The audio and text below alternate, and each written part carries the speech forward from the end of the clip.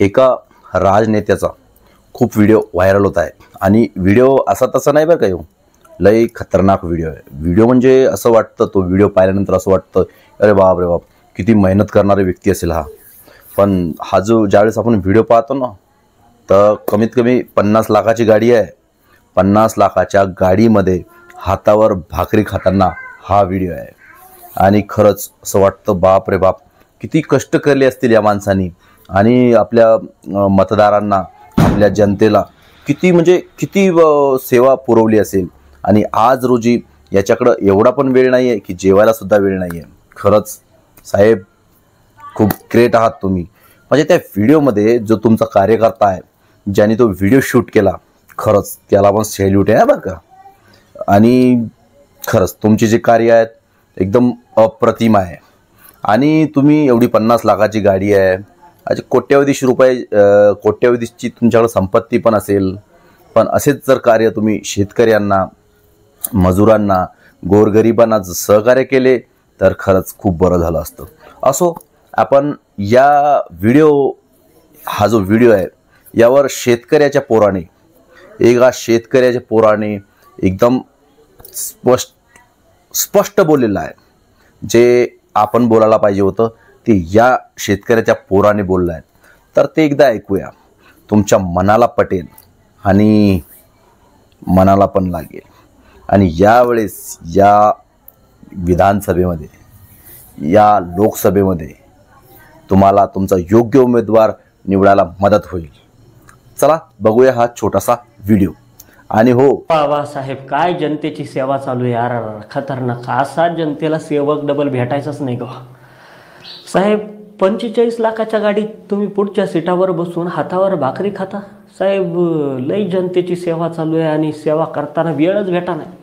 पुढच्या सीटावर हातावर भाकरी खाताना तुमच्या कार्यकर्त्यानं पाठीमागून व्हिडिओ काढलाय आणि साहेब त्याच्यावर गाणं सुद्धा लावलंय, सुकलेल्या भाकरीला पाण्यासंग खाऊ गड्या, पाऊल थकलं नाही.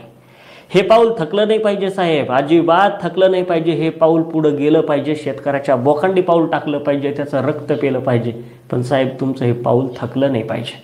असंच काम करत राहा, शेतकऱ्याचं सगळ्याचं वाटोळं करत राहा. निवडणुका आल्या की गोरगरिबीचा आव आणायचा आणि नाही त्या टायमाला या शेतकऱ्याच्या बोखंडी बसायचा. जनतेची एवढी सेवा झाली आहे, एवढी सेवा झाली की सेवा करता करता स्वतःचे बंगले, प्रॉपर्ट्या अगणित सगळं कमवून ठेवलंय तुम्ही. जनतेला रुपयाही तुम्ही दिला नाही, एवढी सेवा जनतेची करून टाकली आहे. आता काय बोलायचं. निवडणुका आले की शेतकऱ्याच्या बांधावर जायचं, शेतकऱ्याला भेटायचं, शेतकऱ्याचा गाठी भेटी दौरा, शेतकऱ्याच्या बांधावर जेवणाचा आनंद, शेतकऱ्याची लेकरं हातामध्ये घे. या सगळ्या गोष्टीच्या माध्यमातून एवढंच सिद्ध करून टाकायचं की हा उमेदवार आपला आहे, हा माणूस आपला आहे. आणि मग लगेच शेतकऱ्याला वाटतं अरे हा माणूस शेतकऱ्याच्या बांधावर येतो, आपला माणूस आहे, टाका याला मतदान. पण साहेब किती वर्ष साहेब, निवडणुका जवळ आल्यात ना, गावाखेड्यांमध्ये, मतदारसंघामध्ये पिंजून तुम्ही जणू हा काढलाय. आणि ते फिरत असताना तुम्हाला लक्षात आलं असेल, साहजिकच ते लक्षात येणार नाही म्हणा, एवढ्या महागड्या 50-50 लाखाच्या गाड्या, त्याच्यात कसले झटके बसणार आहेत. रोज त्या रस्त्यावरनं लोक आदळत आपटत प्रवास करतायत. त्या लोकांचा विचार साहेब केला पाहिजे.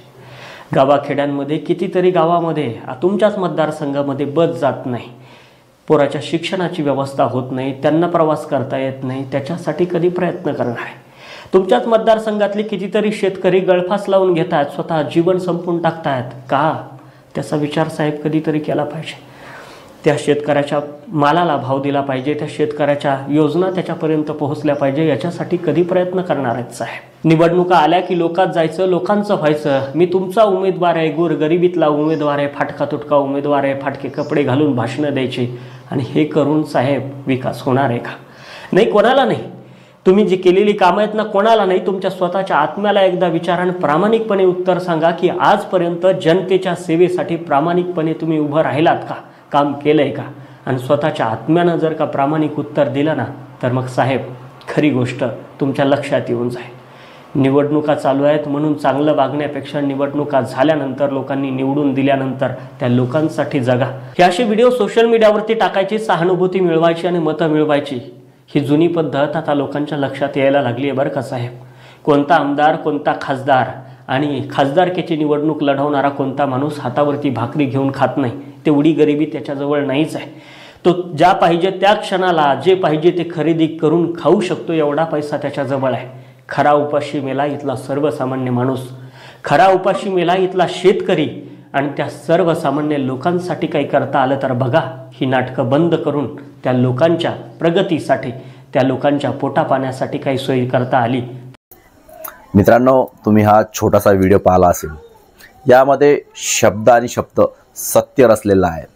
तर हा राजनेता कोण आहे, कुठला आहे, च्या अगोदरसुद्धा आपण हा छोटासा व्हिडिओ यावरती बनवला होता. पण यावेळेस चुकी करू नका मित्रांनो. तुम्हाला योग्य उमेदवार निवडा, जो शेतकऱ्यासाठी, जो तरुणांसाठी, जो मजुरांसाठी, जो सर्वसाधारण व्यक्तीसाठी तुमच्या आमच्यात उतरेल, अशाच योग्य उमेदवाराला तुम्ही निवडून द्या. चला मित्रांनो, भेटूया पुढच्या व्हिडिओमध्ये अगदी वेगळ्या नवीन अशा विषयासह. तोपर्यंत काळजी घ्या. चला तर मग भेटूया.